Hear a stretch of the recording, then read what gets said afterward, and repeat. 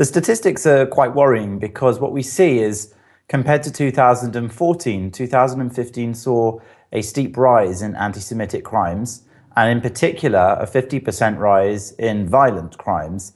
But going along with that was a drop in the number of charges. So fewer of those reports ended up with someone being charged for the crime, which is bad news. I think that walking around in London as a Jewish person is not necessarily difficult. So these statistics are startling, but they don't really point towards people living in fear on the streets. However, that might be different for people who look more visibly Jewish. They may experience more attention of a negative kind.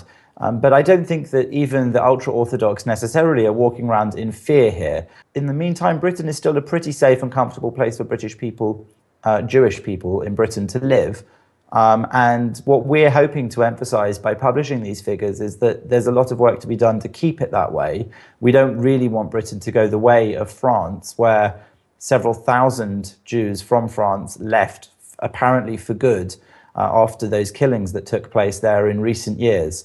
That's something that we haven't had yet here in Britain, and we're very keen that we should make sure there's no climate for that to develop. So far, many French Jews have actually come to Britain seeking safety. Hopefully, we can keep Britain a safer place for Jewish people than some of mainland Europe. We'd like to see police forces training officers better, so that they do understand better anti-Semitism, and that each force should have somebody that can oversee specifically anti-Semitic crime within that force. Holocaust Day is a time when Jewish people around the world reflect on this darkest chapter of our history and one of the darkest chapters of the world's history. I think that the Jewish consciousness often sees things through the lens of history, quite understandably. Part of that is the Holocaust and other persecutions of Jewish people. So absolutely, I think the Holocaust is in the back of many British Jews' minds, as much as recent events in Europe is at the back of people's minds. Most people here, most British Jews, want to continue living in Britain and feel at the moment like they can be comfortable here.